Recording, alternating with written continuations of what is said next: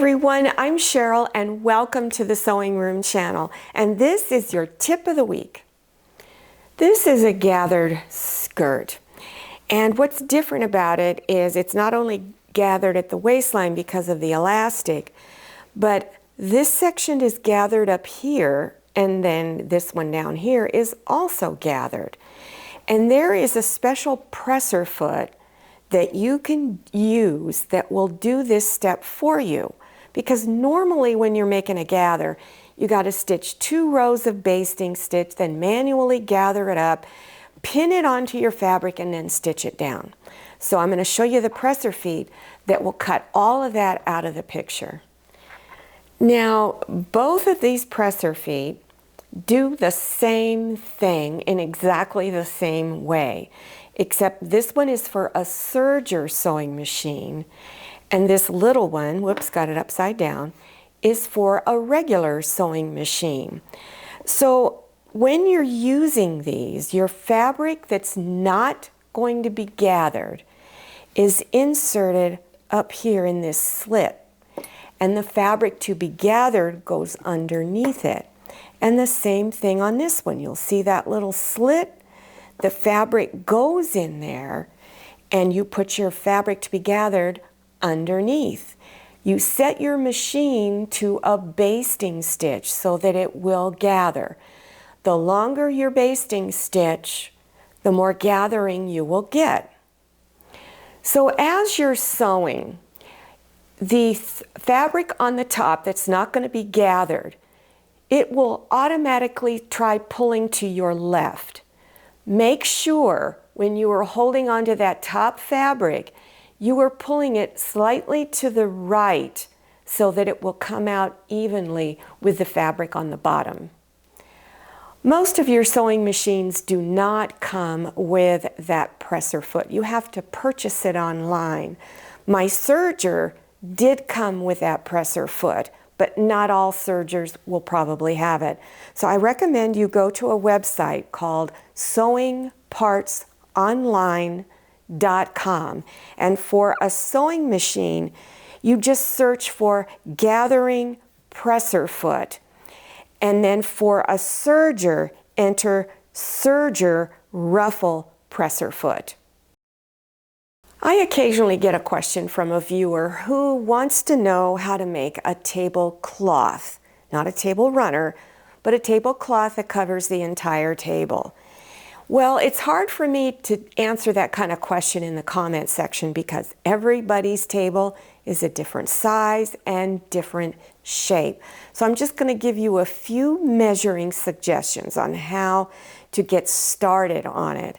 So here's a rectangle table, which is what I have. Mine's really long, so it's hard to find tablecloths to fit it. So the first thing you want to do is measure the length, then measure your width. And then you want to decide how much fabric do I want to hang over the edge. So I call that the drop length. So figure that out. Multiply it times 2 and write it in there. And then your hem width. Do you want a big hem or you just want to fold it under a couple of times? So multiply that times 2. Then you're going to add it to your measurements up here. The problem with making a tablecloth, especially if you want it all one piece, is finding fabric that's big enough for your table, especially if you have a large table. Extra wide fabrics, there's not a lot of variety in it. There's just a few prints or colors offered in it. More than likely, you're going to have to go on the internet to search for extra wide fabric. So I don't bother with that. So as in this example you're looking at right now, this is a 4-patch tablecloth that I made. I wanted to use these fabrics. I didn't want to buy any more. And so I cut it up into 4 different sections and did just like a regular 4-patch pattern. One of the problems I had was when I was making it is I was in a hurry. And so my center seam area where they came together didn't turn out so nice. So I went and looked through some of my small table toppers. I found this small red check one, and I set it on top to cover up my big old mistake. Now, supposing you don't want to do a 4-patch, but maybe you have a lot of fabric, you can cut into strips. I'm not saying they have to be these colors. And so you stitch them together. They can be any width you want. They can all be different widths, and then finish it off with a really nice edge. This is a square tablecloth that I made quite a while back, and I like to put square tablecloths on a rectangle table, and I usually have the pointed edge hanging over each side of the table. And this was all the same color of yellow, but different prints. Even the border is a different print. Now, I like to line my tablecloths. And so all I did was measured the size of my tablecloth for the top, and then got some more fabric and stitched it on the back. So it can be maybe multiple colors of fabric, just so it's big enough. And then you would just stitch it together like a placemat. You would layer the two, stitch around all 4 edges, leave an opening so you can turn it front side out. And then when you're done, you should do a stitch around the edge all the way around 4 sides. If you want this square pattern, let me show you how to lay out your squares. So the layout I'm going to show you is give you a nice diagonal pattern on your tablecloth. So you stack like fabrics together and just pull one out of each pile like this. Then on your next row, you start with this one, the second one up here, and lay them out all the way around. And then when you get to the end of this row, you go back over here and lay it out. So then on your next row, you're going to start with the third color and go all the way around. Then the row after that, this color, and the next row, this color. And then if it's still, till you get to that size, you repeat the whole process, go back to this.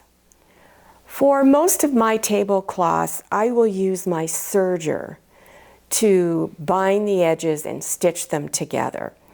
If you don't have a serger, you can either do a crazy zigzag stitch, which looks kind of sloppy, and then do a row of straight stitch right next to it so it holds it all together.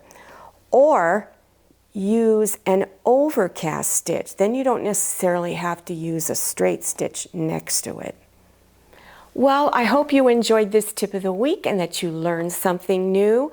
Remember, I will have links below your YouTube screen in the description section that will take you to some of these projects. So if you want more detailed information. So scroll down. When you see the word more, click on it. That description section will expand open and you will see all of the links appearing. Now, don't forget to follow me on Instagram and make sure you check out my Facebook page. Thank you so much for watching. I'll see you next time, and happy sewing. If you like the Sewing Room channel, one of the best ways to show your support is to subscribe by clicking on that red subscribe button and give this video a thumbs up. And don't forget to click on share to share this video with your friends. And make sure you click on the bell so you receive notifications for all my new videos. I'm Cheryl, this is Manny, and this is Scotty. See you next time.